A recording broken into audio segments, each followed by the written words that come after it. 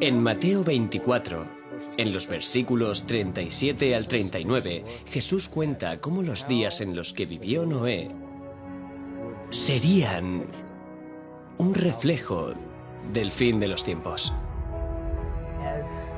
En el día en el que el Hijo del Hombre se manifieste, la sociedad sería como en los días de Noé. Se cuenta cómo llevaban a cabo sus actividades diarias, se casaban, se daban en matrimonio, comían, bebían y no prestaban atención. A pesar de 120 años de predicación, no sabían que se avecinaba el diluvio.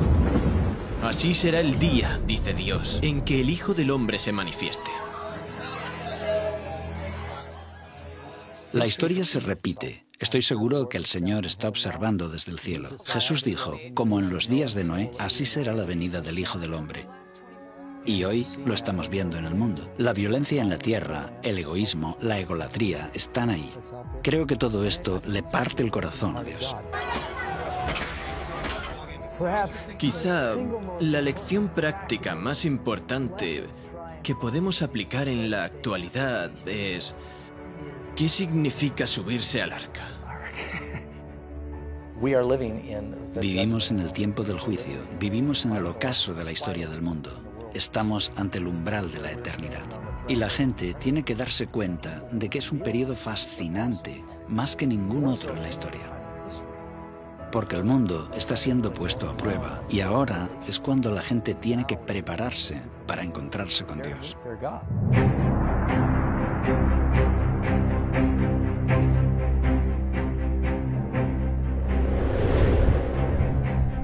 Lo que ocurrió antes del diluvio volverá a suceder justo antes de la segunda venida de Cristo.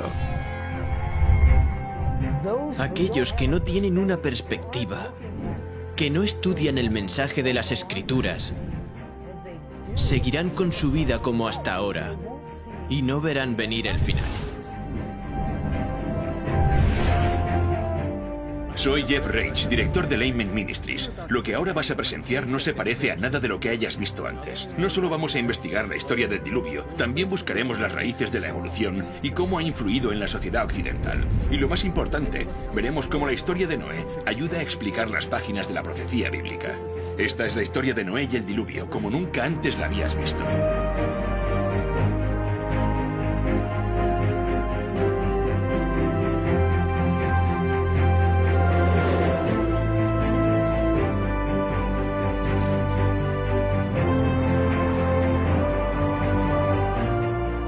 Hoy muchos cristianos esperan la próxima venida de Cristo y se preguntan qué le deparará al planeta Tierra. Harían bien en volver a leer la historia de Noé y el diluvio, porque esa extraordinaria historia de la Biblia revela más del futuro de lo que muchos de nosotros pensamos.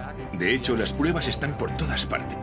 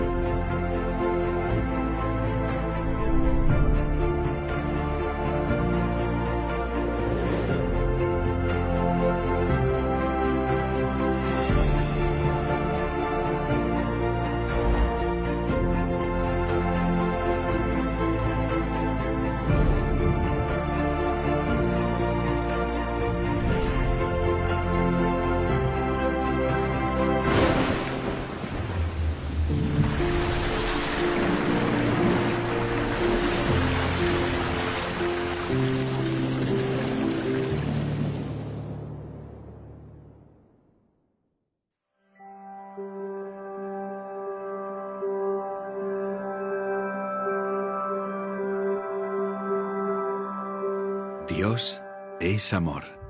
Su naturaleza, su ley es amor. Siempre lo ha sido y siempre lo será. Cada parte de la creación, desde el más pequeño de los insectos que flotan bajo un rayo de sol hasta las vastas galaxias en el lejano espacio exterior, todo es la expresión de su amor inescrutable.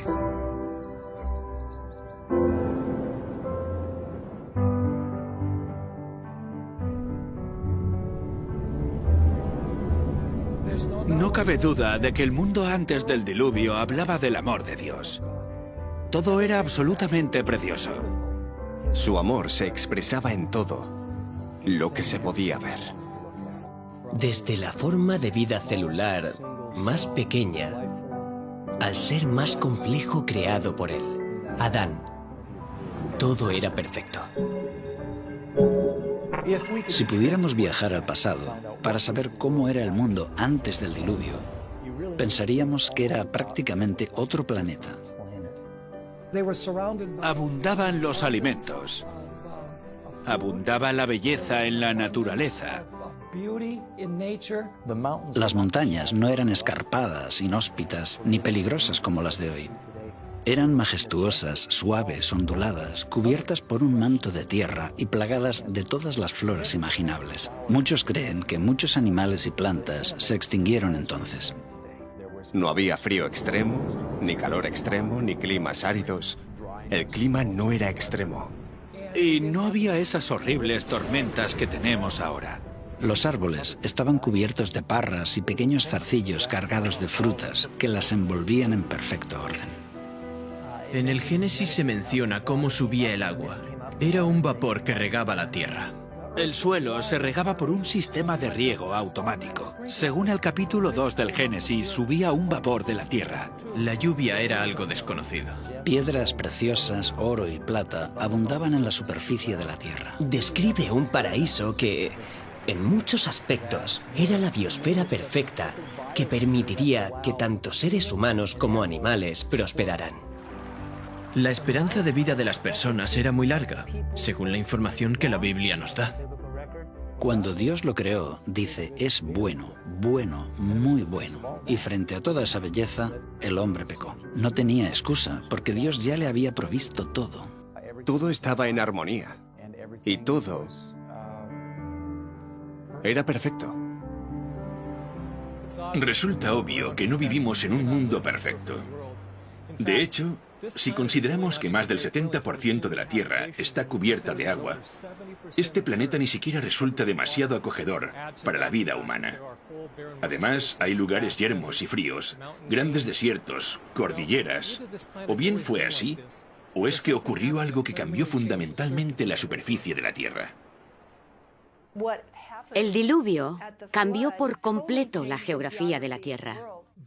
Estos elementos rotos de la naturaleza nos revelan el verdadero horror del pecado. Y lo que vemos en nuestro mundo es la consecuencia de eso. El hombre empezó a buscar la felicidad en el egoísmo, el pecado y la maldad. Pero Dios, que es amor, dijo, aún quedan personas y deseo salvar a tantos como pueda. Voy a darles una advertencia. Si aún hay alguna posibilidad de redimirlos y acuden a mí, serán salvos. Y al crear el arca, creó un vehículo por el que podían salvarse. Y Noé era el mensajero de quien podían aprender. Dios nos está advirtiendo. Dios nos transmite mensajes proféticos. Darles la espalda será desastroso como lo fue en los días de Noé. La historia de Noé y el diluvio es en muchos aspectos una demostración literal de las profecías del Apocalipsis. Acompañadme a estudiar las profecías del Apocalipsis regresando a los días de Noé.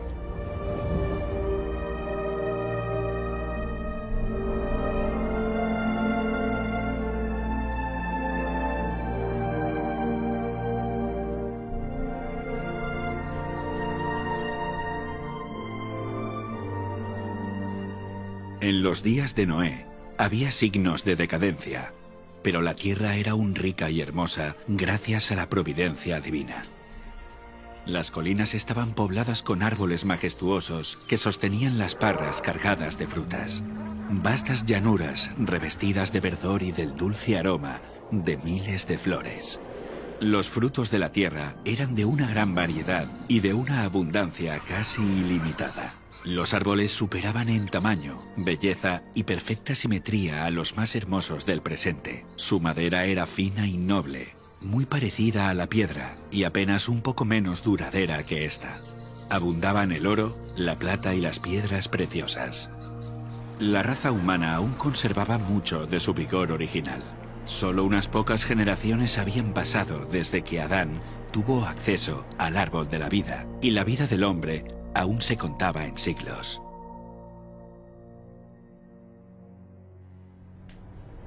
Si aquel pueblo longevo se hubiera dedicado al servicio de Dios, con su capacidad de hacer planes y ejecutarlos, habrían hecho del nombre de su creador un motivo de alabanza en la tierra y habrían cumplido el motivo por el cual Él les dio la vida. Pero no lo hizo.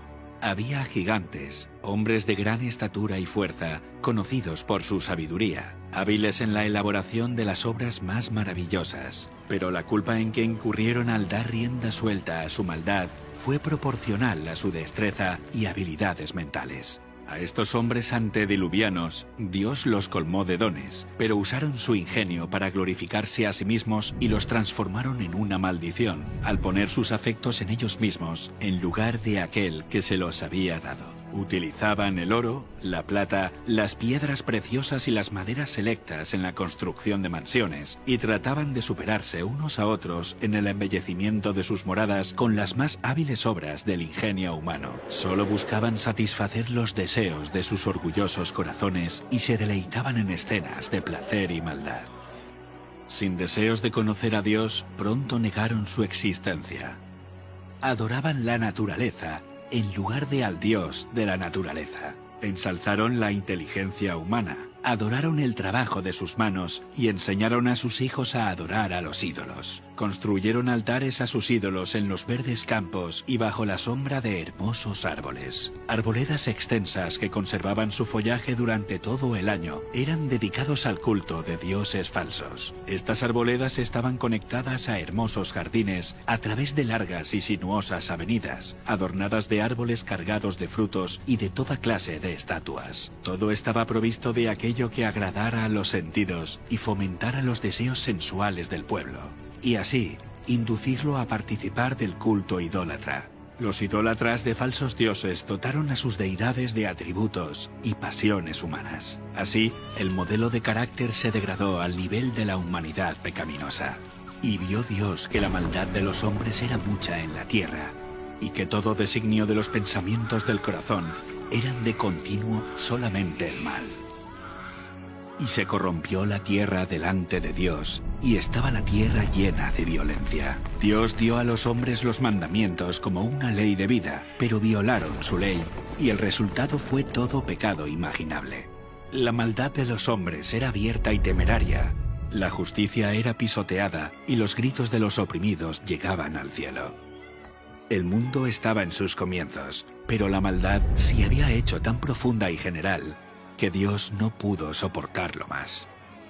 Y dijo: raeré de sobre la faz de la tierra a los hombres que he creado. Declaró que su espíritu no contendería para siempre con la humanidad culpable. Si no cesaban de contaminar con sus pecados el mundo entero y sus ricos tesoros, Él los borraría de su creación y destruiría todas las cosas que con tanto amor les había brindado. Acabaría con los animales del campo y la vegetación, que les suministraba abundante abastecimiento de alimentos, y transformaría la bella tierra en un vasto escenario de desolación y ruina.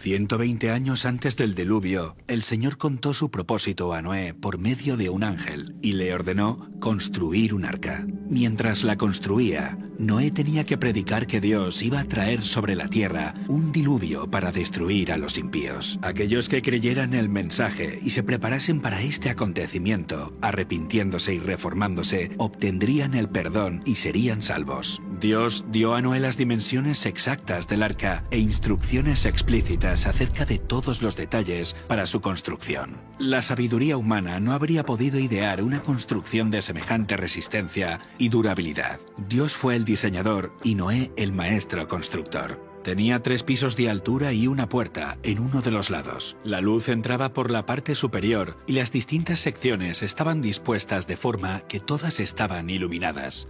El material que se empleó en la construcción del arca fue el ciprés o madera de gofer, que resistiría al deterioro durante cientos de años. La construcción de esta inmensa estructura fue un proceso lento y laborioso.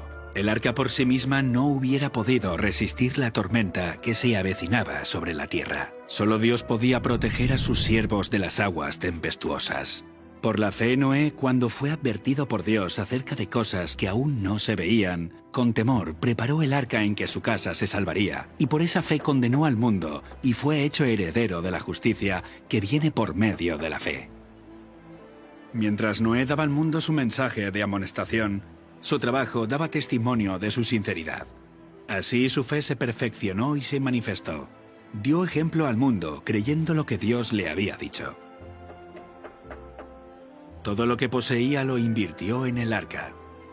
Mientras construía aquel enorme barco en tierra seca, multitudes de todas direcciones se acercaban para contemplar aquella extraña escena y oír las fervientes palabras de tan singular predicador. Cada martillazo dado en la construcción del arca era un testimonio para la gente. Aún así, no se arrepintieron delante de Dios. No quisieron renunciar a sus pecados. Durante el tiempo que aún quedaba hasta el diluvio, su fe fue puesta a prueba, pero no pasaron la prueba. Vencidos por la incredulidad reinante, se unieron a sus antiguos compañeros para rechazar el solemne mensaje. Algunos estaban plenamente convencidos y hubieran atendido las palabras de advertencia, pero eran tantos los que se burlaban y lo ridiculizaban que terminaron participando de ese mismo espíritu. No todos los hombres de aquella generación eran idólatras en el sentido estricto de la palabra. Muchos decían adorar a Dios. Afirmaban que sus ídolos eran representaciones de la deidad y que a través de ellos la gente obtenía un concepto más claro del ser divino. Al tratar de representar a Dios mediante objetos materiales, cegaron sus mentes respecto a la majestad y el poder del Creador. Dejaron de ver la santidad de su carácter y la naturaleza sagrada e inmutable de sus requisitos. A medida que el pecado se generalizaba, este cada vez parecía menos grave y declararon que la ley divina ya no estaba en vigor, que era contrario al carácter de Dios castigar la transgresión, y negaron que sus juicios se dejarían sentir en la tierra.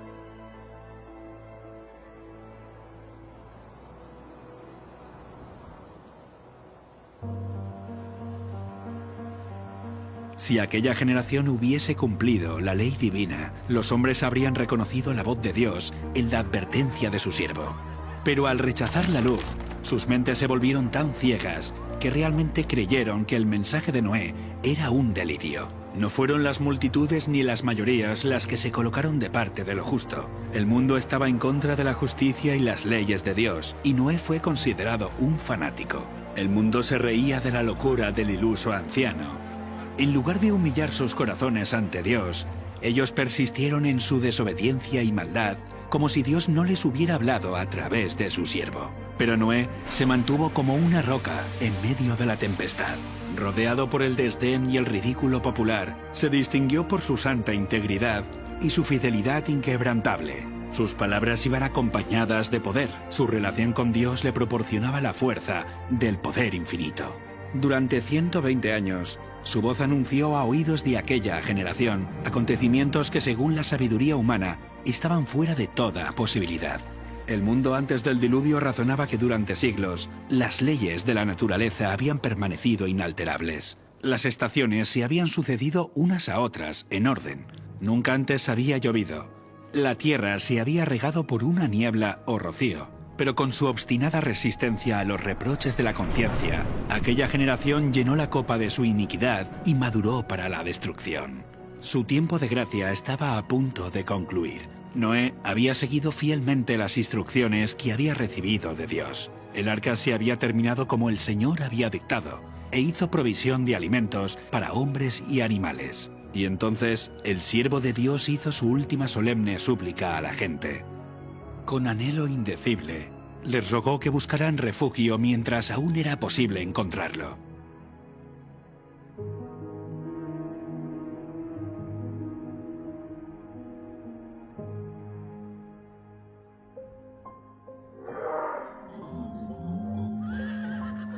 Animales de todo tipo, desde los más feroces hasta los más mansos, se veían venir desde las montañas y los bosques y dirigirse tranquilamente hacia el arca. Se oyó un ruido como de un fuerte viento, y he aquí los pájaros, que venían de todas direcciones en tal cantidad que oscurecieron los cielos. Entraban en el arca en perfecto orden. Los animales obedecían a Dios, mientras que los hombres no lo hacían. Guiados por santos ángeles, de dos en dos entraron con Noé en el arca, macho y hembra, como mandó Dios a Noé, y los animales limpios, de 7 en 7. El mundo contemplaba maravillado, algunos hasta tenían miedo. Llamaron a los filósofos para que explicaran aquel extraño suceso, pero fue en vano, era un misterio que no podían comprender. Dios ordenó a Noé: entra tú y toda tu casa en el arca, porque a ti he visto justo delante de mí en esta generación. El mundo había rechazado las advertencias de Noé, pero su influencia y ejemplo habían sido una bendición para su familia. Como recompensa a su fidelidad e integridad, Dios salvó con él a todos los miembros de su familia.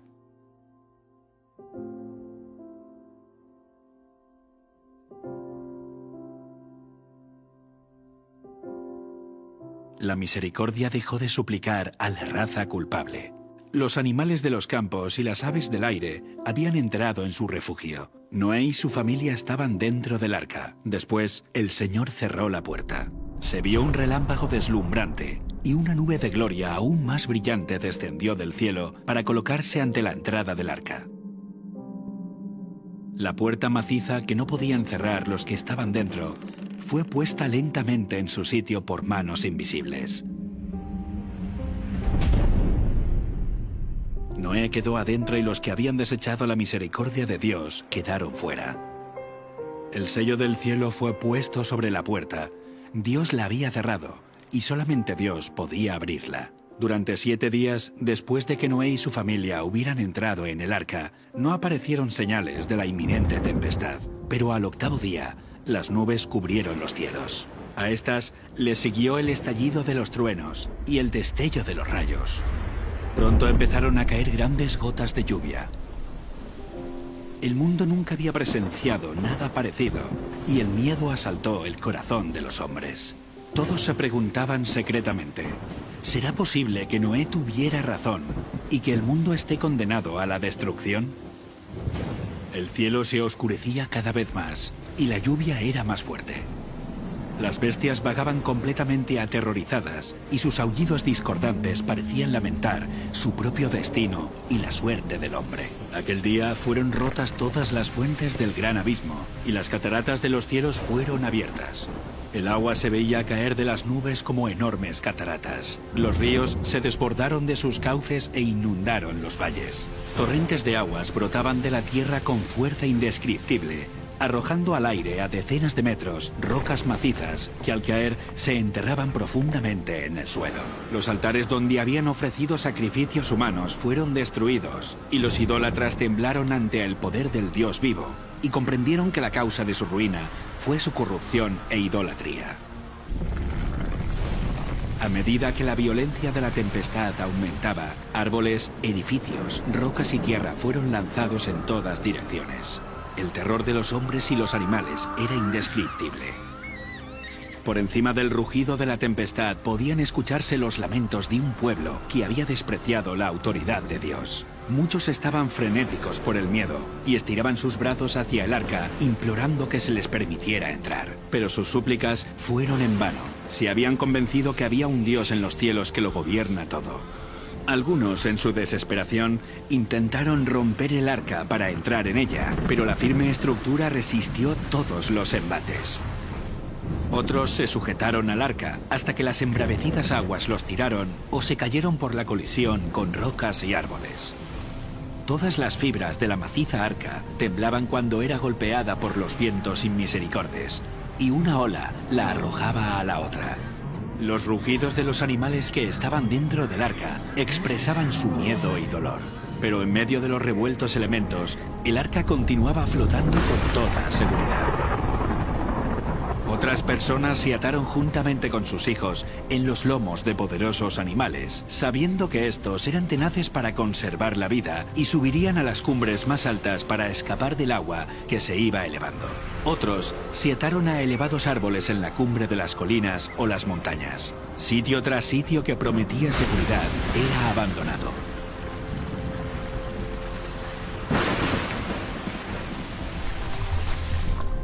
A medida que las aguas subían más y más, la gente huía a las elevadas montañas en busca de refugio.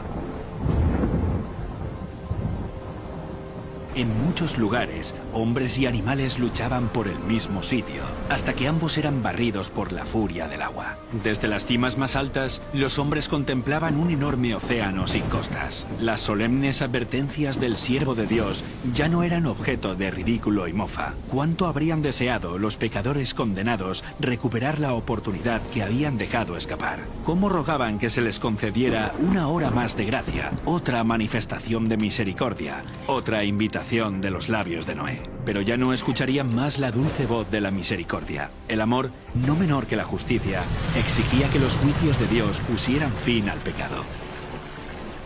Las aguas vengadoras barrieron el último refugio, y los que habían despreciado a Dios murieron en las oscuras profundidades. Por la palabra de Dios, el mundo de entonces pareció anegado en agua.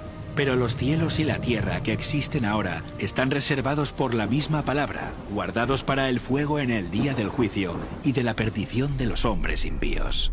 Otra tormenta está por venir, y el pecado y los pecadores serán destruidos. Dios es amor. Aún así hay un límite de tiempo para soportar la maldad. Vimos que Dios envió una inundación de agua para limpiar la maldad de aquella época. Pero nos queda una pregunta. ¿Podría haber habido una catástrofe mundial sin que hubiera dejado evidencias de que realmente ocurrió? El diluvio universal es más que una historia en un libro. Está escrita en la tierra. Y estas evidencias físicas permanecen como testigos y son un aviso para nosotros. Comencemos investigando el juicio.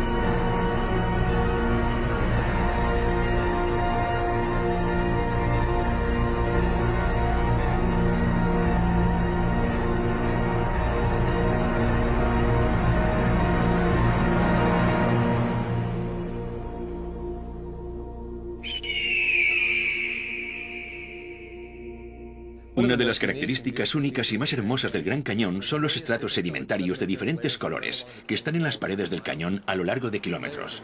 Estos niveles están formados por roca caliza y arenisca, que es lo que genera ese arco iris en las rocas. Es una de las cosas que hace que el Gran Cañón nos parezca tan bonito cuando lo contemplamos. Pero estos estratos no son únicos del Gran Cañón, aunque nos dan una gran pista acerca de cómo se formó. Los estratos rocosos que vemos en la Tierra por todas partes, por lo general están en capas. Casi todas las rocas sedimentarias están depositadas por el agua. Vemos que los estratos de roca están formados por turbiditas. Los materiales de arrastre, junto con la sucesión de catástrofes, provocarían una acción turbidítica y el depósito de estos sedimentos.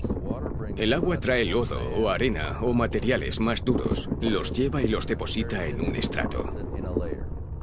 Así es como se forman las típicas rocas que vemos en la columna estratigráfica. Hay diferentes tipos de sedimentos que terminan formando estratos de rocas, cada uno con un aspecto muy diferente entre sí, uno encima del otro. Pero la cuestión es, ¿cuánto tiempo pasó desde la formación de uno de estos estratos hasta el siguiente? La tendencia general es creer que a lo largo de millones de años, el océano avanzó sobre el continente, depositó una capa de sedimentos y luego se retiró, dejando el suelo seco otra vez. En este periodo seco, que habría durado decenas de millones de años, este sedimento habría sido expuesto a los elementos del clima y la erosión. Si la capa no se cubre lo suficientemente rápido, suceden muchas cosas. Las plantas crecen, las raíces la atraviesan, los animales quedan enterrados, las corrientes de agua abren canales y galerías. No se mantiene intacta.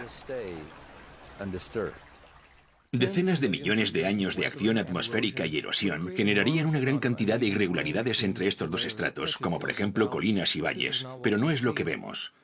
Hay poca variación entre estos niveles. Son muy planas.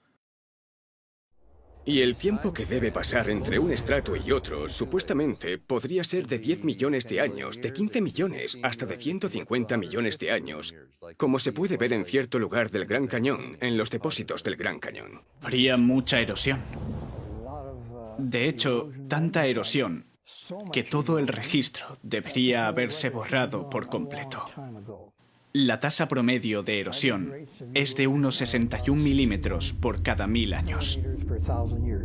Aplicando la tasa de erosión de 61 milímetros por cada 1000 años, a lo largo de un periodo de 150 millones de años, no deberíamos tener 90 metros de erosión, ni 900 metros de erosión, sino unos 9 kilómetros de erosión. Todos los sedimentos juntos que componen los estratos del Gran Cañón deberían haber soportado una erosión 6 veces mayor. A pesar de esto, los estratos son horizontales. Esto nos dice que se depositaron rápidamente en una sucesión muy rápida. ¿Es realista pensar que pasaron 150 millones de años y este estrato permaneció intacto? No se erosionó formando galerías. Es como si no hubiera pasado el tiempo entre los diferentes estratos. El clima está en continuo cambio y la superficie de la Tierra cambia con él. Las tormentas eléctricas, inundaciones, huracanes, terremotos y el viento, entre otros factores, transforman y esculpen la superficie de nuestro planeta. Estos elementos siempre depositan sedimento o erosionan los sedimentos presentes, provocando que las superficies se vuelvan irregulares. El tiempo hace que cambie. Así que cuando vemos los puntos de contacto entre estos estratos de sedimento y no constatamos evidencias de erosión o de acumulación, no encaja la idea de que pasaron millones de años sin que esta superficie se viera alterada. Estos estratos son de turbidita, que generalmente se ordenan de partículas gruesas a finas, lo que desafía los principios uniformistas. Esto confirma que los materiales se depositaron muy rápido. Cuando hay un espacio de 100 millones de años, tendríamos que tener una erosión de varios kilómetros. Sin embargo, el estrato es horizontal. Si se hubiera formado durante mucho tiempo, tendríamos que ver una erosión irregular entre estratos. La falta de erosión confirma que se trata de un periodo de tiempo corto, no uno largo. La horizontalidad de los estratos nos habla de un pasado completamente diferente. Y este es el tipo de información que encontramos en el diluvio del Génesis. No podemos ver la erosión de millones de años porque nunca existieron. Esto es lo que las rocas nos cuentan. Pero la erosión no es lo único que falta. De hecho, tampoco aparecen capas enteras de sedimento que representan millones de años.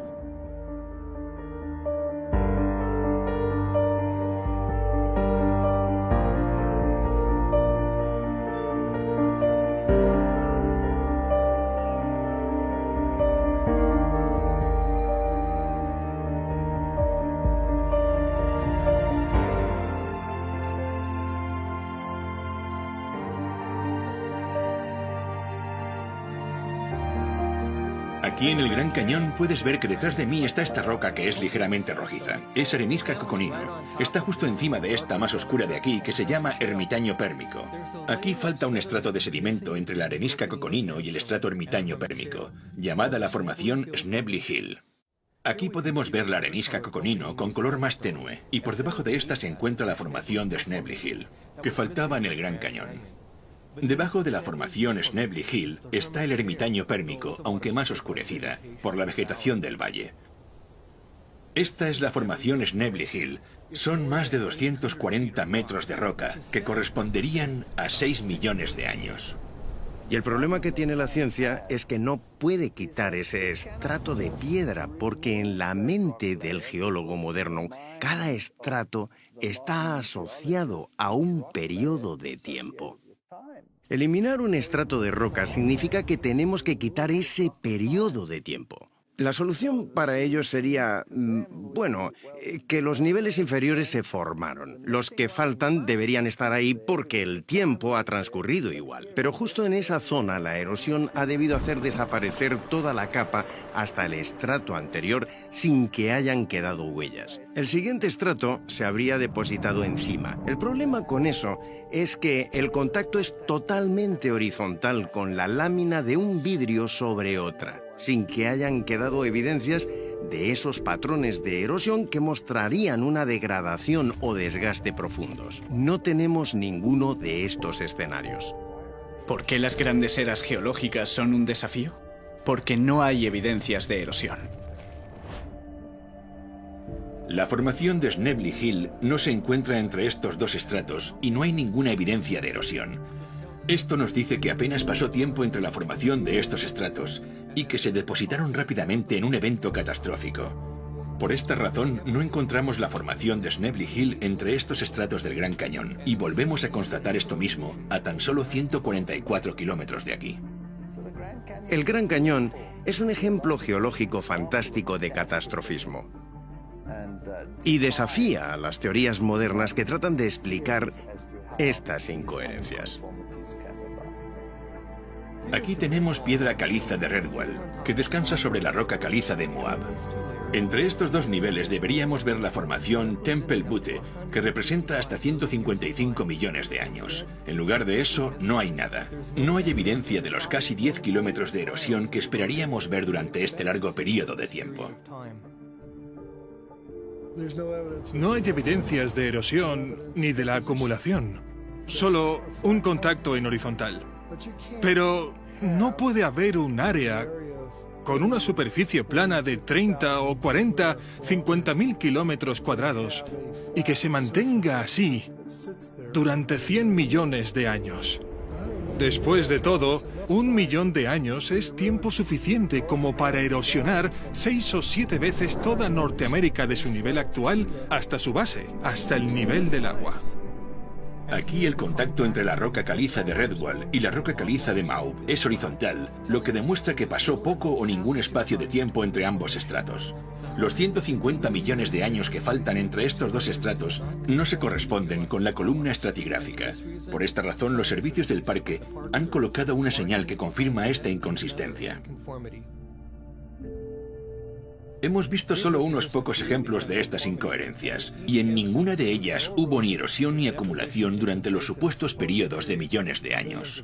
Este es un problema serio para los evolucionistas, pero no es nada en comparación con la llamada Gran Discordancia, un vacío de tiempo de más de 1000 millones de años. Y adivina qué, el contacto entre estos dos estratos es plano, igual que los otros estratos. Es interesante que cuando descendemos al nivel del río Colorado, encontramos lo que se llama el período precámbrico. El material volcánico que se encuentra ahí es bastante duro y está muy mezclado. Por encima de este encontramos sedimentos del Cámbrico, que están depositados sobre este. Estos están mucho más organizados. Es un estrato encima del otro.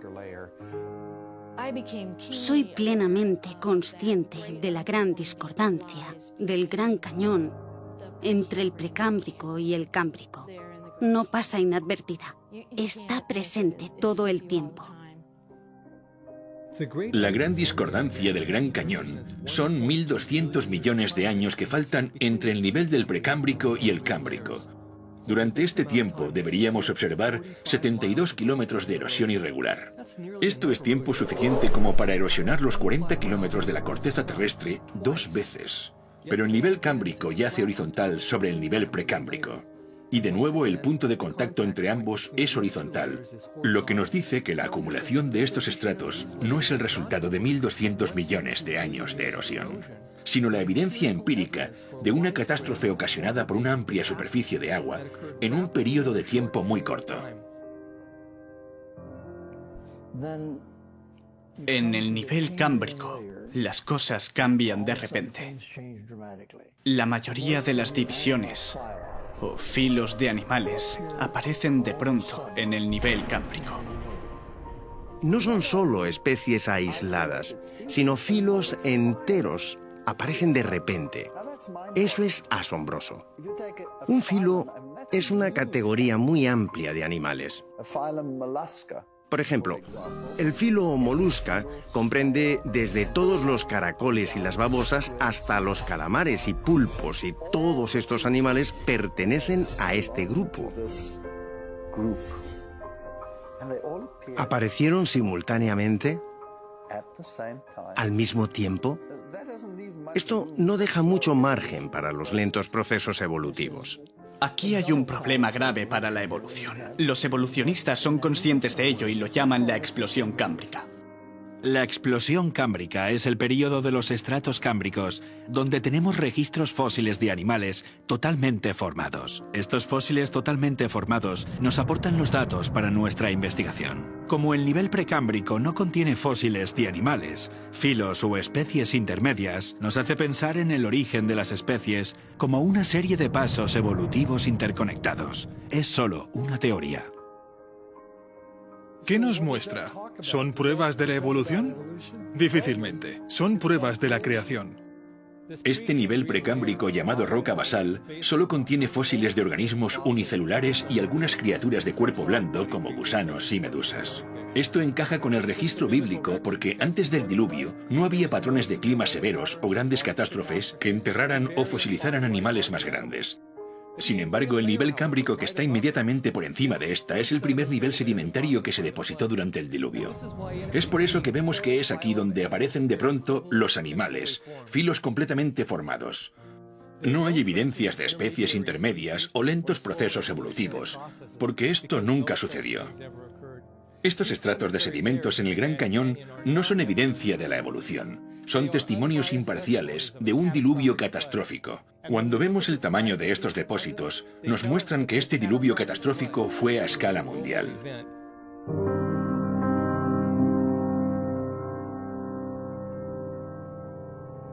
El Gran Cañón está ahí, y en los márgenes se pueden ver los estratos. Pero todos esos estratos de cientos de kilómetros que van hasta Arizona, Utah y Wyoming y Montana hasta Canadá son los mismos estratos. La arenisca Tapiz que se encuentra en el fondo del Gran Cañón fue la primera capa que depositó el diluvio. Va desde México, pasa por toda América del Norte, hasta Groenlandia. La formación Morrison cubre 643.000 kilómetros cuadrados, desde Nuevo México hasta Canadá, y la arenisca de San Pedro cubre aproximadamente 800.000 kilómetros cuadrados. Cuando pensé en cómo estos estratos estaban dispuestos, todos están en horizontal. No hay interrupciones entre ellos. No es solo que los estratos se asentaron rápido, sino que entre uno y otro no hubo millones de años de erosión.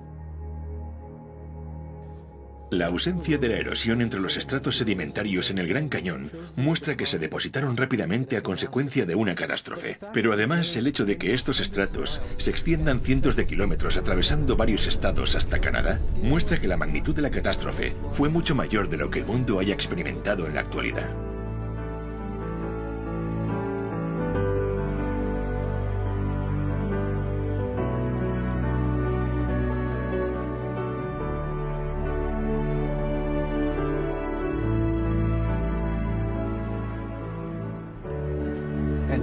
Tenemos evidencias de un diluvio universal cuando observamos los sedimentos, estudiando su estructura, en los fósiles encontrados en esos sedimentos y, ¿por qué no?, también en lo que llamamos la columna estratigráfica.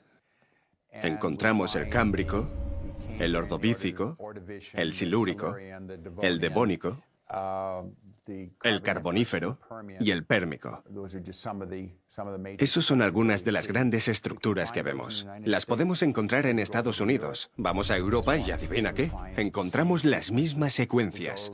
Vamos a Asia y encontramos las mismas secuencias.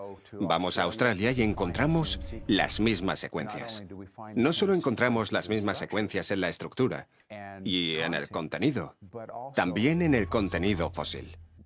Para mí, esto demuestra que algo tuvo que pasar en todo el mundo. Si no fuese de forma simultánea, estuvo muy cerca de serlo. Para que se depositaran estos sedimentos y todas las estructuras sedimentarias. Intento centrarme en las cosas que se han registrado y nos han ayudado a darnos cuenta del aspecto universal del diluvio.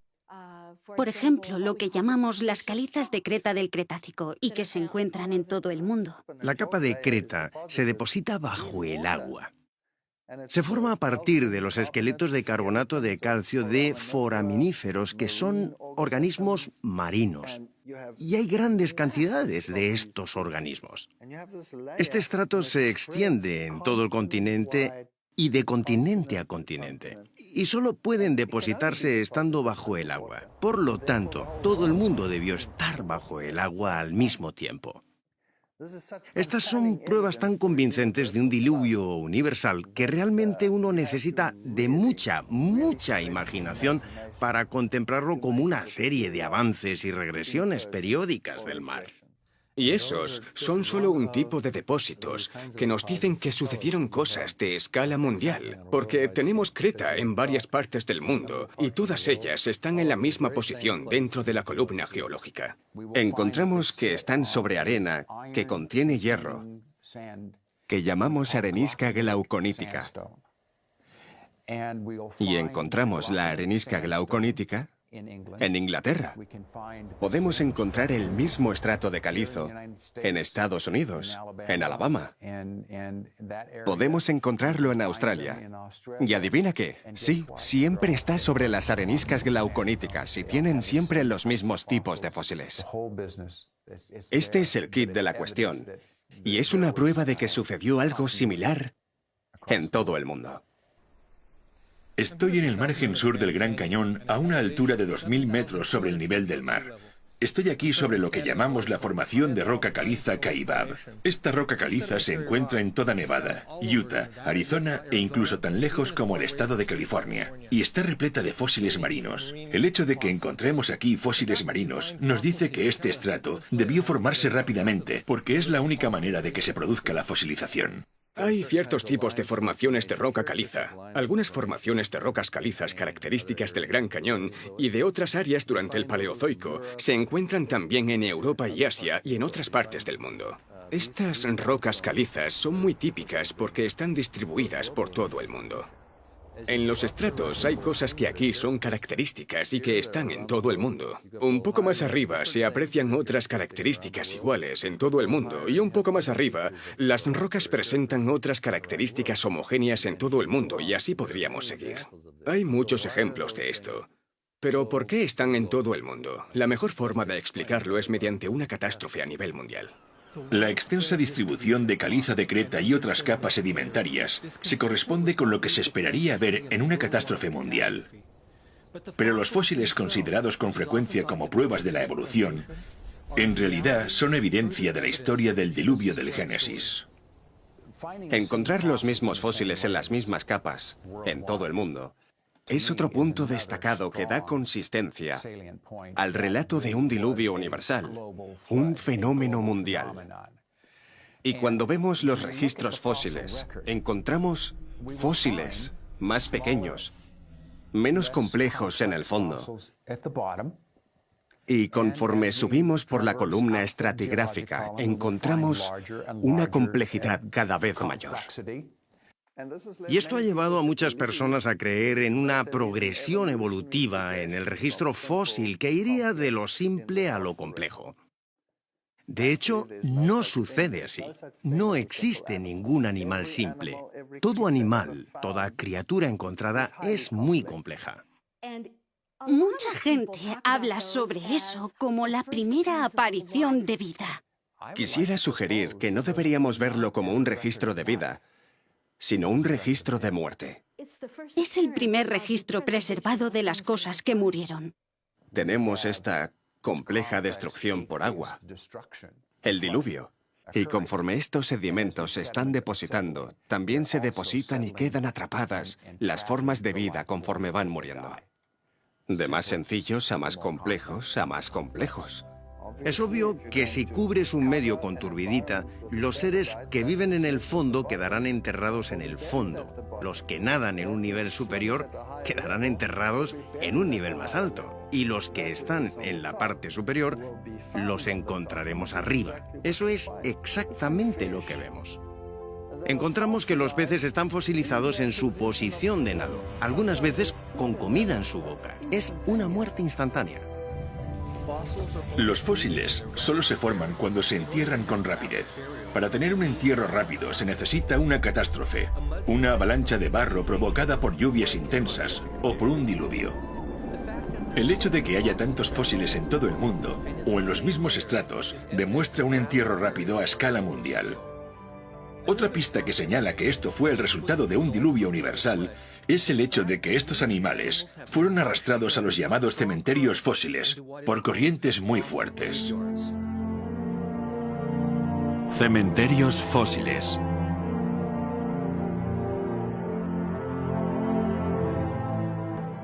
Los cementerios fósiles son algo con lo que la mayoría de las personas no están familiarizadas. Están asociadas a una mortandad masiva. Eso significa que muchos animales murieron y fueron enterrados casi al mismo tiempo. Y probablemente el más popular de estos tipos de depósitos son los de dinosaurios. Pero hay zonas de concentración que siempre me han hecho pensar. Tenemos que entender cómo se comportan los sedimentos. Tal vez se trataba de zonas bajas y esos animales fueron arrastrados y depositados en una depresión, de manera que las aguas que movían estos cuerpos los concentraron ahí. Encontramos este tipo de cosas en todo el mundo. Por ejemplo, hay estratos en el centro de Utah con braquiópodos. Los braquiópodos son como las almejas. Hay, quién sabe, millones de estos organismos formando estos estratos. Eso es un cementerio fósil, una cantidad de fósiles desmesurada. En este momento estoy trabajando en un yacimiento óseo en Wyoming, donde tenemos restos de 10.000 dinosaurios o más. Esto verdaderamente nos habla de una catástrofe. No se forman yacimientos óseos sin que haya una catástrofe. Al menos en nuestro yacimiento encontramos que los huesos no están como esperaríamos que estuvieran si un grupo de animales hubiera muerto en un periodo de tiempo muy amplio. En lugar de eso, los huesos están desarticulados y organizados según su tamaño. Hay huesos grandes al fondo y huesos pequeños arriba. Y la única manera de que esto pase es que toda esta gran cantidad de restos fueran transportados como si una corriente los arrastrara hacia las aguas más profundas y los huesos se clasificaran conforme se iban moviendo. Por ejemplo, la cuenca Karoo es enorme y los dinosaurios y las criaturas están orientados según la dirección de la corriente del agua. El pensamiento moderno diría que estos animales debieron depositarse en cuencas de ríos y después se esparcieron prácticamente por todo el continente. Eso sería un río gigante. No es algo que suceda hoy en día. Habría que imaginarse un mundo completamente diferente en el pasado. Hay tantas cosas que apuntan hacia un diluvio universal.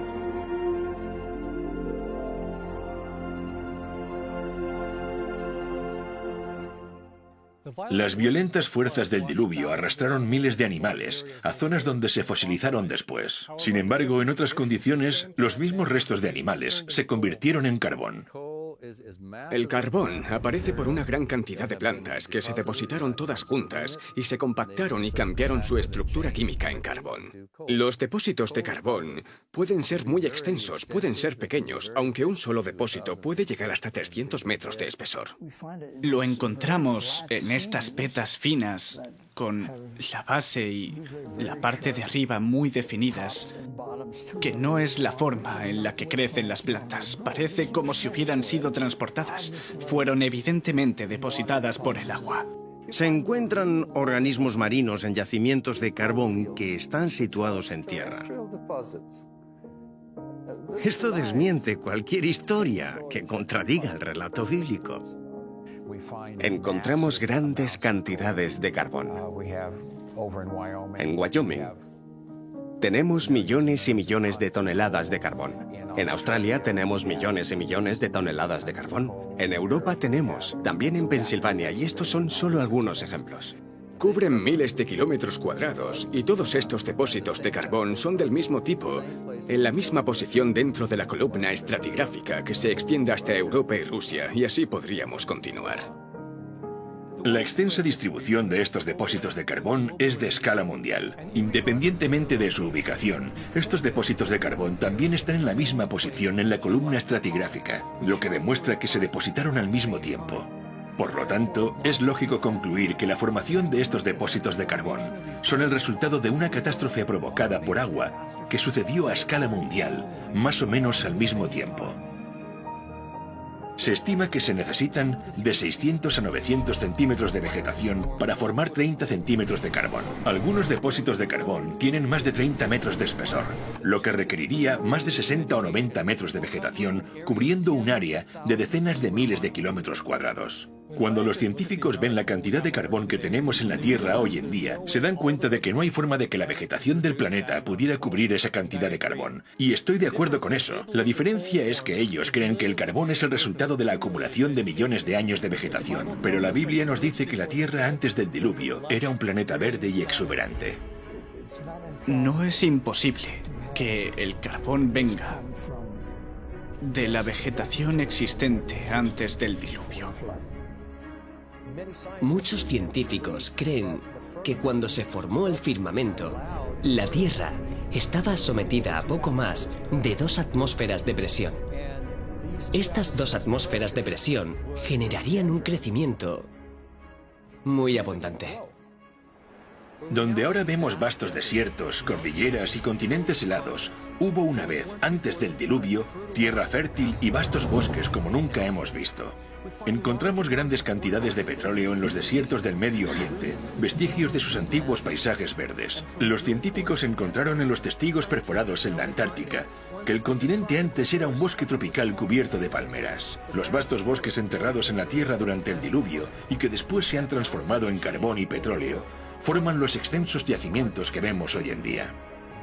Estas son solo algunas de las muchas evidencias que testifican el amor de Dios por el hombre, mediante la creación de un planeta verde y exuberante, y que fue destruido por una catástrofe mundial ocasionada por el agua tal y como la Biblia lo registra. El diluvio es un evento que concuerda con lo que vemos en geología, en términos de una creación de Dios en solo 6 días hace unos pocos miles de años, tal y como la Biblia lo describe.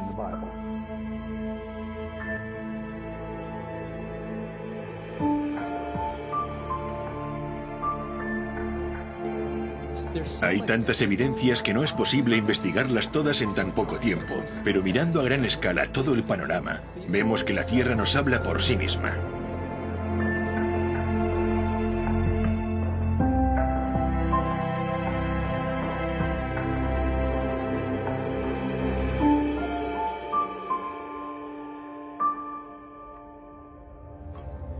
Hemos visto cómo no hay erosión entre los diferentes niveles de estratos horizontales del Gran Cañón, lo cual nos dice que estas capas se depositaron rápidamente y no a lo largo de millones de años.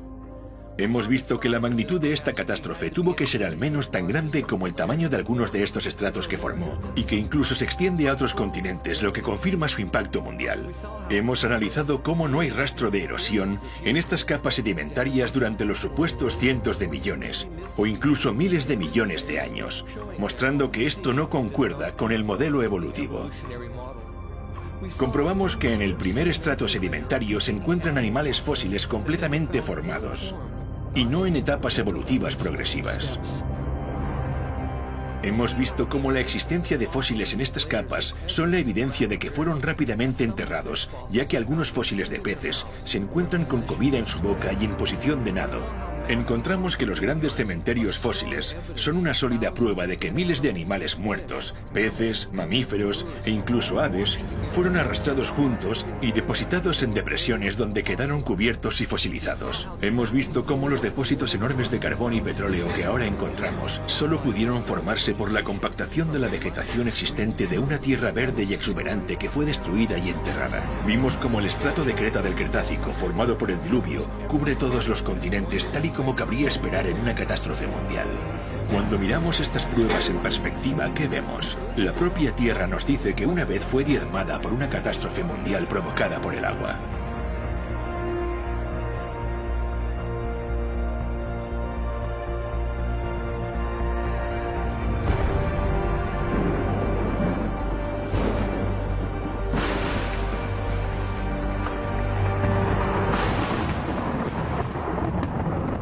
O habla a la tierra y ella te enseñará. Los peces del mar te lo declararán también. ¿Qué cosa de todas estas no entiende que la mano de Jehová la hizo?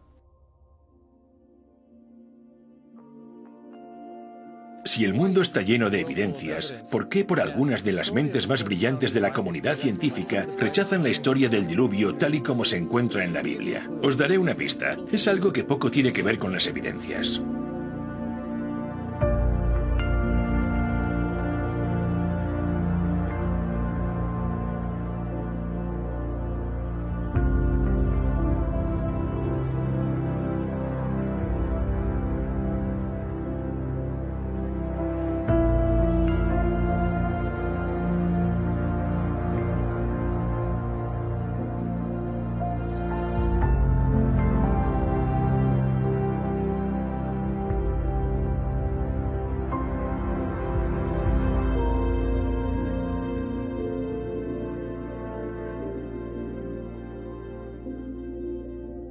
La Biblia nos da una explicación de la historia. Cuando la Tierra y la vida fueron creadas perfectas, pero todo cambió por culpa del pecado. Si eso es verdad, ¿por qué tantos científicos se oponen radicalmente a este punto de vista? La razón tiene más relación con la forma de ver el mundo que con las evidencias. Dejar a un lado las creencias religiosas no resuelve el problema. El prejuicio no es un problema religioso, es un problema humano. No importa lo que profesemos, tanto si yo digo que soy cristiano y rechazo la biología evolutiva, como si soy un evolucionista y rechazo el cristianismo, o si me encuentro confundido en algún punto intermedio. En cualquier caso, todo lo que hacemos, todo lo que vemos, todo lo que decimos y comprendemos, nuestra visión del mundo, cómo formulamos nuestras ideas, nuestros pensamientos a partir de lo que vemos y conocemos del mundo alrededor de nosotros, se ven afectados inalterable e inevitablemente por estas dos visiones. La visión del mundo tiene una fuerte influencia en lo que percibimos y el tipo de preguntas que nos hacemos. Si tu interpretación de los datos está limitada por tu forma de ver el mundo, es obvio que vas a reducir el tipo de conclusiones a considerar. Así que, por ejemplo, cuando tienes una visión del mundo materialista y observas las células, estas máquinas moleculares increíbles que yo tanto disfruto estudiando, o la información registrada en el ADN, hay ciertas teorías que puedes considerar a partir de los datos recogidos. Pero si eres un materialista, ninguna de tus teorías te van a sugerir que una mente inteligente escribió esa información en el ADN. Esa teoría no está permitida. La evolución contradice las leyes de la física. Todo se transforma de un nivel superior a uno inferior. Siempre hay una regresión, nunca sucede al revés. Es la ley de la termodinámica, y la vida desafía la ley de la termodinámica. Así que tenemos una teoría que básicamente viola cada una de las leyes de la física y aún así es una de las teorías más reconocidas e incluso está protegida por la legislación. Es increíble. La ciencia se define como una exploración sistemática que construye y organiza el conocimiento en forma de explicaciones comprobables y predicciones sobre el universo. El problema que tiene la evolución es que sus explicaciones no se pueden comprobar.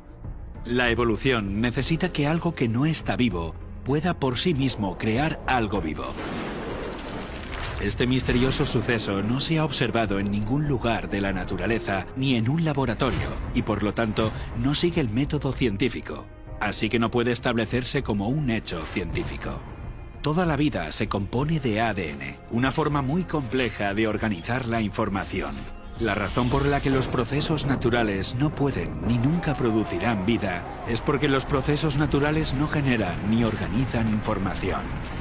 La organización requiere de inteligencia. Donde vemos evidencia de organización, vemos evidencia de Dios. Por lo tanto, la revelación más suprema que el estudio de la ciencia y del mundo natural puede otorgarle a la humanidad es el descubrimiento de lo sobrenatural. A pesar de esto, el prejuicio del orgullo humano y el empeño del hombre por mantener una visión del mundo sin Dios influye en nuestros tribunales e instituciones educativas que hasta la fecha ordenan por ley que se enseñe la evolución como un hecho infalible. La gente me pregunta, ¿por qué la ciencia parece estar cada vez más segura de mantener una explicación evolucionista sobre el origen de la vida? ¿Es porque tenemos más datos? No, en realidad no es eso. Es porque esa visión del mundo nos da confianza, nos atrae cada vez más, y pienso que en parte se debe a las batallas políticas sobre lo que tiene que enseñarse en las escuelas públicas. Cuando dicen que tienes que enseñar eso, entonces básicamente lo que están diciendo, en mi opinión personal, es que todos los profesores tienen que mentir, porque tienen que proclamar esa teoría que es una hipótesis de la ciencia moderna. Cuando hay otras teorías que explican mejor lo que vemos y que están excluidas. Si expusieran a los estudiantes ambas teorías para que pudieran compararlas y elegir, sería justo. Pero la forma en la que se está haciendo ahora está fuera de toda lógica. En los libros de texto no se habla de Dios, ni en los libros de texto científicos, ni en los artículos científicos. Dios no aparece. Pero, ¿y si Dios existe? Así no hay forma de encontrar la verdad. De esa forma, la visión del mundo limita las cosas. Una de las cosas que realmente aprecio de la visión bíblica del mundo y que adoptan los cristianos es que es liberadora. No podemos decir que toda la realidad es solamente lo que podemos ver físicamente. No hay nada que nos diga que esa es la única realidad. Prefiero un enfoque más amplio. Incluyamos a Dios dentro de las posibilidades y volvamos a mirar las evidencias científicas. Las evidencias científicas apuntan a Dios. Cuando alguien dice, bueno, no me voy a involucrar con la religión o con la Biblia porque no es ciencia, creo que está siendo innecesariamente limitado y elimina la posibilidad de investigar algo que puede ser real.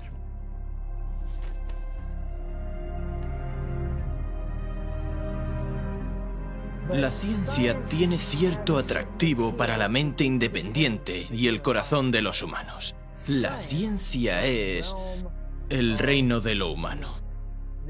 Es lo que hemos hecho. Es lo que sabemos. Mientras que la religión, la fe, el cristianismo, es el reino de Dios. Pienso que el principal impedimento para aceptar la historia bíblica de los orígenes son las consecuencias que conlleva aceptarlo.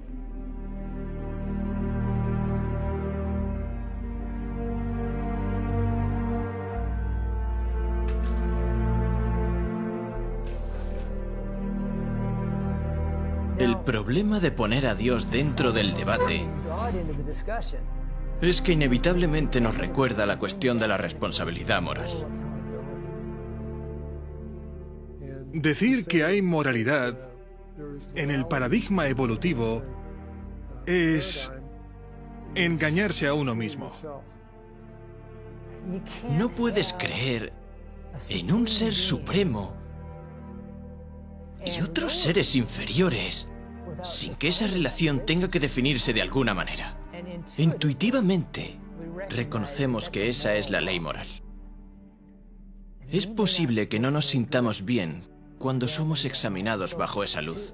Así que para escapar del concepto de juicio, para escapar de la responsabilidad moral, hay una tendencia natural a querer olvidar al Creador. En consecuencia, cosas como la historia del diluvio, las pruebas que aún son visibles en la Tierra, son cosas para las que, a veces, subconscientemente, nos gusta encontrar una explicación alternativa. Nos sentimos cómodos escapando de la idea de responsabilidad moral.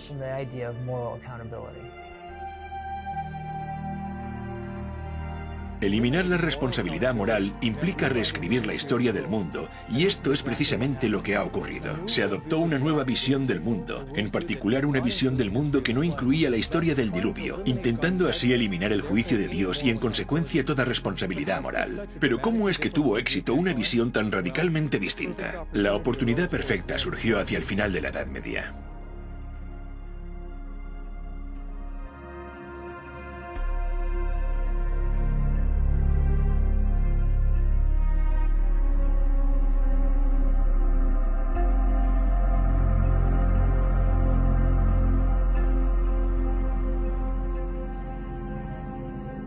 Cuando miramos la cultura popular de nuestros días, la historia del diluvio no es algo que generalmente se acepte como literal. Así que es muy fácil decir que nadie cree en eso. Bueno, eso nos lleva a preguntarnos, ¿qué pasó con los últimos miles de años? Y la respuesta es, todo el mundo cree en eso. De hecho, la historia del diluvio universal se ha escrito en todas las épocas, en las culturas de todo el mundo. Todas las culturas tienen la historia de un diluvio. Todas enseñan lecciones sobre esta historia. En cada cultura las lecciones son diferentes, pero lo creían. ¿Por qué no lo creemos ahora? A veces los estudiantes me preguntan cómo la ciencia llegó a tener el punto de vista que tiene ahora, que niega los milagros y tiene una fuerte reticencia a creer en la creación. Para comprender eso tenemos que ir a la historia. Nuestra sociedad ha estado sometida bajo toda una estructura de pensamiento intelectual fabricada y dirigida a desacreditar la historia del diluvio, la historia del mundo y la historia de la creación.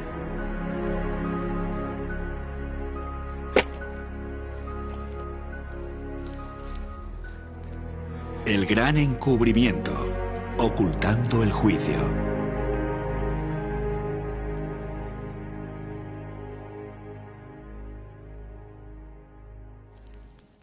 Toda la superficie de la Tierra ha cambiado a consecuencia de una catástrofe provocada por el agua. Y estas evidencias tan abrumadoras no pueden borrarse ni eliminarse. Así que en las mentes de los que rechazan la historia del diluvio necesitan reinterpretarse. Y así es como pasó. Durante toda la Edad Media, algunos sectores de la sociedad eran muy autocráticos y dogmáticos y perseguían a la gente, lo que hacía que la vida fuera muy difícil para las personas. Los reprimían. ¿Y quiénes hacían eso? Bueno, eran los gobiernos y la Iglesia. Una de las cosas que el hombre más desea obtener es el dominio sobre el hombre. Durante el periodo medieval, la Iglesia era la que gobernaba el mundo. Durante la Edad Medieval, a lo largo de un periodo de 1500 años, la Iglesia Católica dominó en toda Europa. Mantuvo este dominio casi universal de forma inflexible. Durante los últimos 1500 años, uno de los escenarios de conflicto con la Iglesia Católica a la hora de desarrollar la libertad de pensamiento fue el campo de la ciencia. Son bien conocidas las historias de científicos que tuvieron conflictos con la Iglesia. Desde Galileo, pasando por Newton, Copérnico hasta Francis Bacon. Probablemente Galileo sea el más famoso. Promovió el heliocentrismo. El Sol era el centro y todos los pequeños planetas dando vueltas. Pero a la Iglesia no le gustó por diferentes ideas filosóficas. Poner la Tierra como el centro era importante desde el punto de vista filosófico. Era una marca de perfección en la creación de Dios, y no fue popular la idea de que la Tierra no estaba donde se suponía que estaba y que los otros planetas no daban vueltas en círculos perfectos. La Inquisición llamó a Galileo, lo puso bajo arresto domiciliario, lo amenazó con severos castigos, posiblemente la muerte. Por desgracia, muchas veces recordamos esta historia para mostrar que entre el cristianismo y la ciencia hay un antagonismo que no se puede resolver. Esto no es lo que deberíamos aprender de esta lección, porque cuando vemos las enseñanzas de la Iglesia durante el medievo, en muchos casos no tiene nada que ver con lo que dice la Biblia. El mundo ha estado sometido a un pensamiento religioso muy rígido. Y cualquier cosa que se saliera de ese esquema tan restringido se consideraba que iba en contra de la verdad. En contra de Dios, contra la Biblia, y debía ser eliminado por la fuerza mediante la acción de la Inquisición y con la pena de muerte. Finalmente, se llegó a un punto en el que la gente estaba cansada de eso. Estaban hartos de eso. La Iglesia perdía credibilidad por culpa de eso, por la manera en la que trataban a la gente. Los gobiernos, la gente estaba harta de cómo los gobiernos los habían tratado, y esto hizo que los eruditos comenzaran a desvincularse de la autoridad y de estas instituciones autocráticas. Se veía a Dios como un Dios vengativo, que acechaba en el bosque esperando a que el transgresor hiciera algo mal. Y los reyes gobernaban no con amor, sino con codicia. Controlaban no por amor, sino a través del miedo. Y esto incluía a la Iglesia. Al ver que este poder abusivo había prevalecido en Europa, rechazaron rotundamente a la Iglesia católica. Y claro, según su forma de pensar, esto significaba que habían rechazado definitivamente el cristianismo. Eso hizo que la sociedad se volviera más atea. Y la mentalidad del hombre es, bueno, ¿cuál era esta fuerza que me restringía? La fuerza que restringe cualquier expansión de la mente es Dios. Así que deshagámonos de Él, deshagámonos de Dios para que podamos crecer intelectualmente. Eso es lo que sucedió en la Revolución Francesa. En lugar de someter a las masas a sus dogmas en sumisión ciega, el trabajo de Roma dio como resultado convertirlos en infieles y revolucionarios. Consideraron que su avaricia y crueldad eran fruto de la Biblia y no aceptarían nada de eso. Roma había malinterpretado el carácter de Dios y ahora los hombres rechazaban a la Biblia y a su autor. Esto automáticamente desencadenó en la Revolución Francesa y la total anulación del poder de la Iglesia que se había mantenido sobre la gente por más de 1000 años. En la Asamblea Nacional de Francia, la turba revolucionaria declaró que solo se rendiría culto a la razón. Presentaron a una mujer hermosa adornada con un manto azul y la proclamaron la diosa de la razón. Encumbraron a la diosa de la razón. La razón tomó el lugar de la fe en Dios. Llevaron a esta mujer en carruaje a Notre Dame, destruyeron la iglesia y predicaron semanalmente el ateísmo. Los franceses respondieron a los siglos de opresión y persecución que habían sufrido por parte de la Iglesia Católica, estableciendo una nueva forma de gobierno. En lugar de una nación con una visión cristiana del mundo, aunque distorsionada y dominada por la Iglesia Católica, a la sociedad se le inculcó una visión ateísta del mundo, desprovista de cualquier influencia cristiana, y a esto se le llamó la Ilustración. No querían tener nada que ver con Dios. Veían a Dios como un tirano. Se forzaba a la gente a creer. Así que quitemos ahora a Dios de la ecuación. Y eso ocurrió en la Revolución Francesa. Pasamos de un punto donde Dios era el centro a hacer que todo se basara en la razón. El ateísmo surgió en Francia con mucha fuerza. Mira lo que pasó en Francia. Se quemaba la Biblia, se destruía. Y a esto lo llamaron la era de la Ilustración. Así que aparece esta ilustración que elimina por completo a Dios.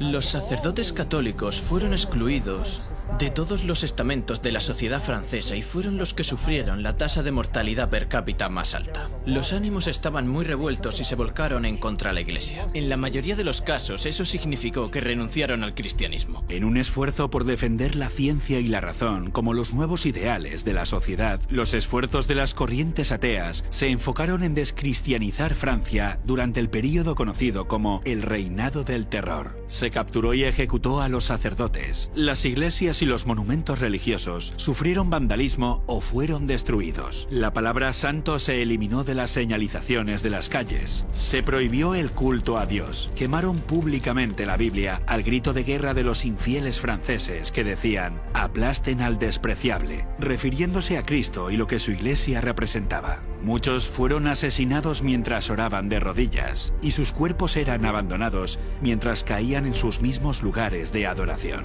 En los bosques donde se reunían los cristianos se colgaban cadáveres de los árboles y estaban esparcidos por todas partes. Todo esto perteneció al movimiento ateo llamado la Ilustración, y quienes deseaban destronar a la Iglesia Católica de siglos de tortura y matanza ahora hacían los mismos crímenes. La culminación de los eventos que provocó la Ilustración y luego la Revolución Francesa parecían indicar la muerte del cristianismo. Todo pasó como lo hubiera querido Satanás. Su política es el engaño, y su propósito es traer al hombre dolor y miseria, para desfigurar la obra de Dios, estorbar sus planes divinos de benevolencia y amor, y así causar dolor en el cielo. De esta forma, mediante las artes del engaño, lleva al hombre a culpar a Dios como si toda esta miseria fuera resultado de los planes del Creador. Cuando el pueblo descubrió que el romanismo era un engaño, optó por hacerle creer que todas las religiones eran engañosas y la Biblia una fábula. Parecía como si el papado fuese a morir. La sociedad era libre de considerar una alternativa diferente, digámoslo así. Esta era de la Ilustración, este libre pensamiento, fue en realidad el inicio de lo que llamamos la ciencia moderna. Este movimiento no dependía de ninguna autoridad. Esto sucedió en el periodo que llamamos la Ilustración. Ya no tienes nada que te ate. Puedes explorar. Puedes empezar a observar. Y puedes empezar a usar la razón humana. De hecho, la gente comenzaba a desconfiar de los gobiernos y de la Iglesia. Querían pensar por sí mismos y lograr mayor libertad para el hombre. Y esta libertad se reorientó en muchas direcciones que incluyen romper con la idea de que Dios existe. De no ser por la Revolución Francesa y la idea de que Dios no está involucrado en el proceso y la razón sustituye a Dios, el pensamiento evolucionista no habría encontrado un suelo fértil donde crecer. En la nueva generación de científicos que estudian la Tierra, los más notables son Lyell y Darwin. Surgieron en el siglo XIX. Charles Lyell fue un geólogo que introdujo por primera vez el concepto de que había grandes periodos de tiempo en el desarrollo de las características geológicas y después escribió la obra Principios de Geología. Este punto de vista geológico que Lyell expone en su libro se conoce como uniformismo. El uniformismo establece que los procesos que se han desarrollado y que han ocurrido en el pasado son semejantes a los que tenemos ahora. Si hay algo que en la actualidad necesita mucho tiempo para desarrollarse, también en el pasado debió necesitar mucho tiempo. El uniformismo es en lo que se basan para hablar de millones de años tan importantes para la teoría evolucionista. La aceptación generalizada del principio uniformista ya se predijo en la Biblia como una de las razones principales para que en el tiempo del fin la gente niegue tanto la creación como el diluvio universal. En los postreros días vendrán burladores, andando según sus propias concupiscencias, y diciendo: ¿dónde está la promesa de su advenimiento? Porque desde el día en que los padres durmieron, todas las cosas permanecen así como desde el principio de la creación. Es por eso que el uniformismo enseña que todas las cosas han seguido con el mismo ritmo desde el principio.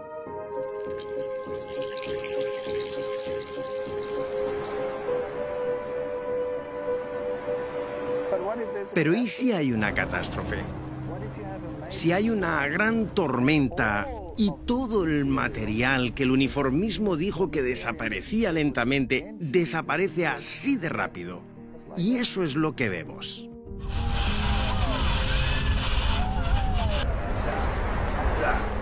La percepción de que las cosas permanecieron iguales desde el comienzo de la creación es una filosofía que Dios advirtió que caracterizaría el sistema de creencias en los últimos días, y se nos advierte que esta actitud llevaría a las personas a ignorar voluntariamente que el mundo de entonces pereció anegado en agua. La profecía dice que ignoran voluntariamente, lo que significa que serían reacios a considerar toda evidencia acerca del diluvio. Y es precisamente así como Charles Lyell describió su punto de vista.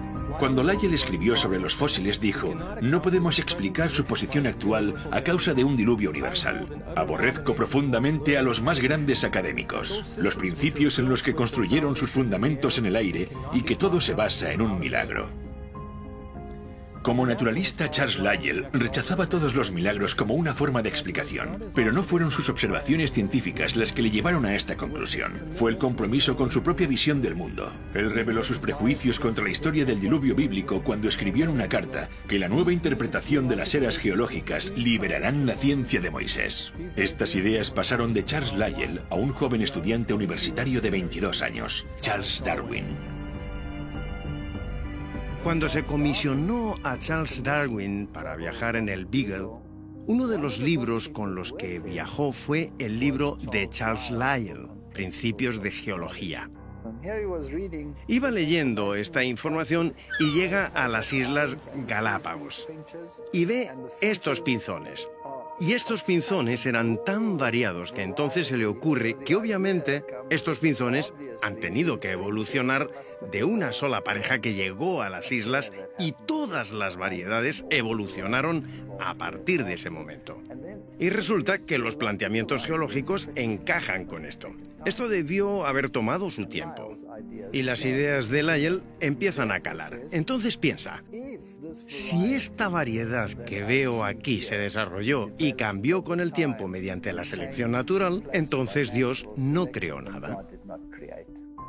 Charles utilizó las ideas de Lyell sobre las grandes eras geológicas y las aplicó a la biología.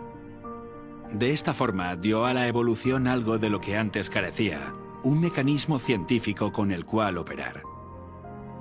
A Darwin se le ocurrió una nueva teoría, la de la selección natural, y fue un bombazo. Eso fue lo que le dio credibilidad. Ahora hemos encontrado un mecanismo que puede explicar este cambio a lo largo de grandes periodos de tiempo. Más adelante, Darwin se convirtió en un amigo cercano de Lyell, y algunos dicen que fue la persona que más influyó en la vida de Darwin. Darwin opinó sobre la visión de Lyell acerca del diluvio y dijo: Lyell está convencido de que ha conseguido hacer temblar la fe en el diluvio con mucha más eficacia sin haber dicho palabra en contra de la Biblia que si lo hubiera hecho de otra forma. A mediados del siglo XIX, las cosas empezaron a cambiar. Hacia finales de ese mismo siglo, la comunidad científica empezó a excluir a Dios de sus interpretaciones. Ahora, Dios había sido expulsado del abanico de explicaciones de la comunidad científica. He aquí solamente esto he hallado: que Dios hizo al hombre recto, pero ellos buscaron muchas perversiones.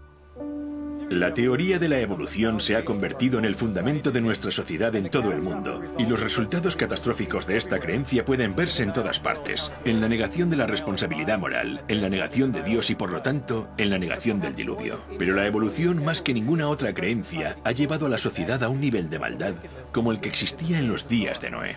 Y vio Jehová que la maldad de los hombres era mucha en la tierra, y que todo designio de los pensamientos del corazón de ellos eran de continuo solamente el mal.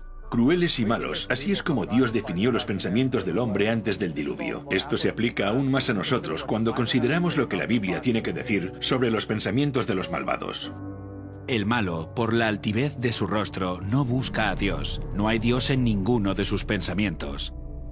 Cuando la Biblia dice que no hay lugar para Dios en sus pensamientos, lo que está diciendo es que Dios está totalmente ausente en su mente. En los días de Noé había mucha maldad en la tierra. Era una sociedad sin Dios que no le buscaba ni tampoco pensaba en él. Con esto en mente podemos ver el total cumplimiento de la profecía de Jesús, tal como sucedió en los días de Noé. Así será el día en que el Hijo del Hombre se manifieste.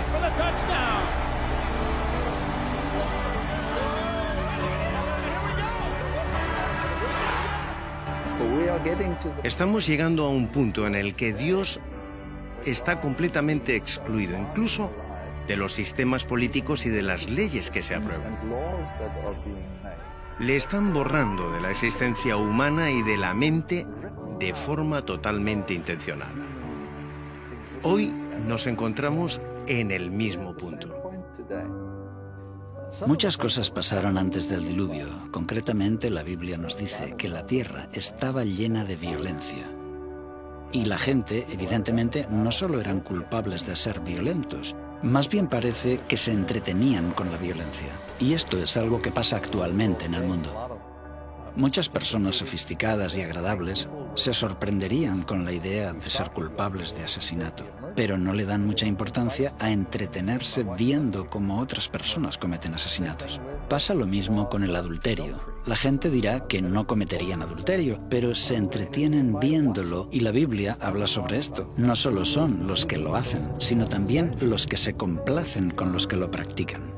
En la actualidad tenemos el concepto de que se puede hacer lo que a uno le dé la gana. La falta de respeto a la palabra de Dios comenzó a finales del siglo XVIII y a comienzos del siglo XIX. La evolución eliminó la conciencia de que Dios es nuestro creador, que tenemos un creador, que tenemos un Dios personal y que hay un juicio. Si crees en la evolución, es absurdo creer en un juicio. Pero si no creemos que en el pasado Dios provocó el diluvio, ¿por qué voy a creer que Él va a destruir el mundo con fuego? No tiene sentido. Así que si puedo hacer que niegues el diluvio, básicamente conseguiré que niegues la destrucción eterna del mundo tal y como lo conocemos. Mientras nuestra cultura globalizada se aleja de la idea de que hay unos principios morales absolutos y nuestra cultura evita adoptar un modelo moral, vemos cómo se incrementa el sufrimiento, el crimen y la miseria de forma proporcional hasta el punto de que ni siquiera se respeta la vida misma. Mientras las cosas siguen empeorando en nuestro mundo, se hace evidente por qué es necesario un juicio justo y por qué también fue necesario en los días de Noé. El mal se había fomentado hasta el punto que ya no hubo solución. Habría continuado a ese nivel para siempre, lo que habría supuesto un universo de miseria eterna. ¿Quién querría vivir en un universo como ese durante toda la eternidad? Si ves a los padres ante las tumbas de sus hijos y la agonía y el dolor que esto conlleva, debe haber un juicio. Y es por eso que Dios ha marcado un límite para evitar que la humanidad fuese sepultada sin que quedaran testigos del amor de Dios y del propósito original de la creación, el de vivir en paz, armonía y amor juntos con Dios. Fue entonces que Dios tuvo que intervenir para que no se perdiera la historia acerca del amor de Dios. Así que Dios tuvo que intervenir. Dios es amoroso, Dios es paciente, pero como le dijo Moisés, aunque es paciente y ofrece abundante perdón y misericordia, no tendrá por inocente al culpable. Hay un tiempo para el juicio. Y el Señor dijo, no contenderá mi espíritu con el hombre para siempre, porque ciertamente él es carne, mas serán sus días 120 años. El texto dice que hubo 120 años de avisos y súplicas.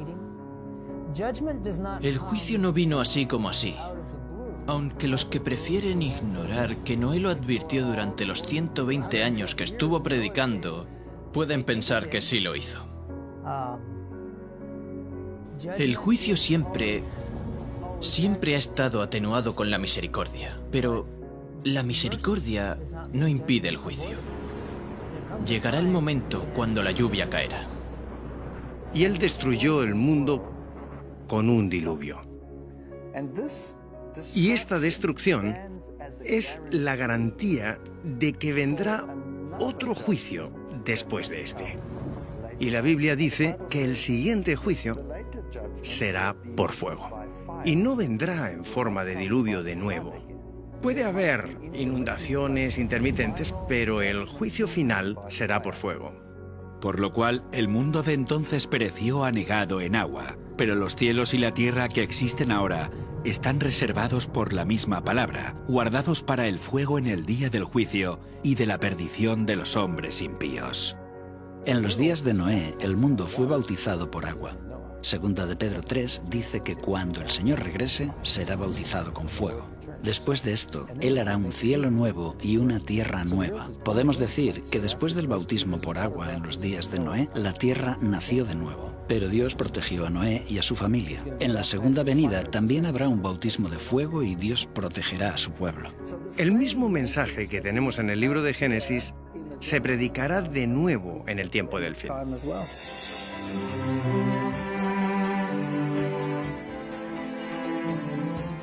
En el fin de los tiempos los días de Noé se repetirán, y las rocas y fósiles de la tierra permanecen como testimonios de este suceso. Como sucede en la historia del Génesis, la propia tierra es tanto un registro como una profecía que nos advierte de que otro juicio está por venir. ¿Pero cuándo? En el tiempo del fin, el hombre recibe 3 advertencias inmediatamente antes de la segunda venida de Cristo. Estas advertencias son dadas por 3 ángeles y son conocidas como el mensaje de los 3 ángeles. Cuando en los días de Noé se dio el mensaje del juicio, fue la hora del primer juicio de la tierra. Ahora, en el tiempo del fin, el mensaje del primer ángel se hace eco de la advertencia de Noé al anunciar: la hora de su juicio ha llegado. En la segunda parte de los días de Noé, investigaremos estos mensajes y también descubriremos en qué año se anunció la hora del juicio y cuándo comenzarán a contar los días de Noé para la última generación.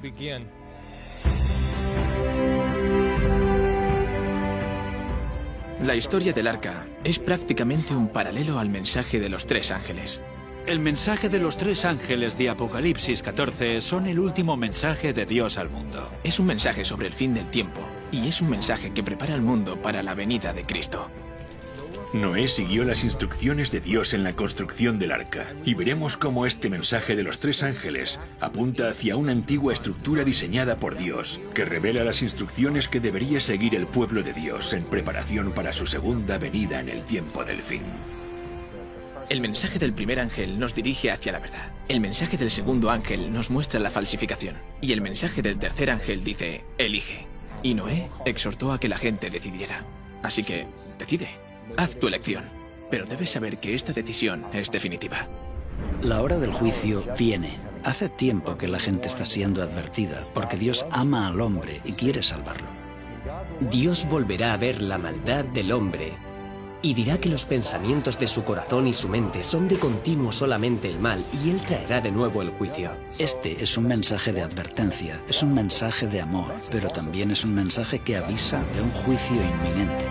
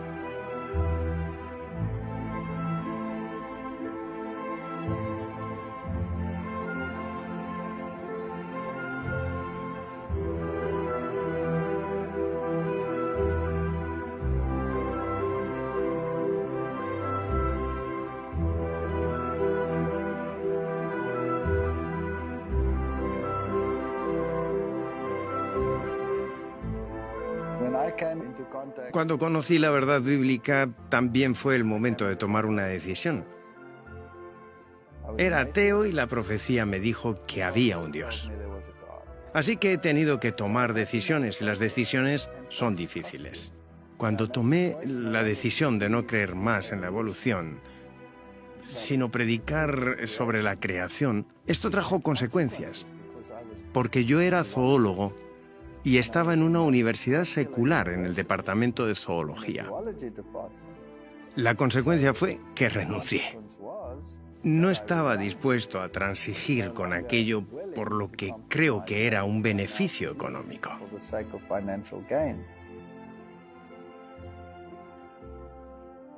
¿Sabes? Para mí hay muchas cosas que dan valor y solemnidad a la historia del diluvio.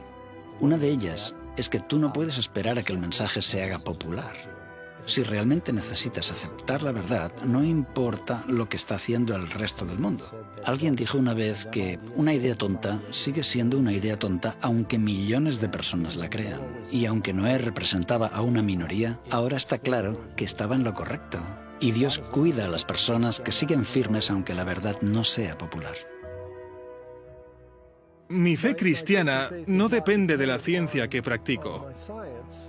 Aún así, uno no puede evitar preguntarse, si Dios es el autor de ambas, ¿no deberían entonces coincidir?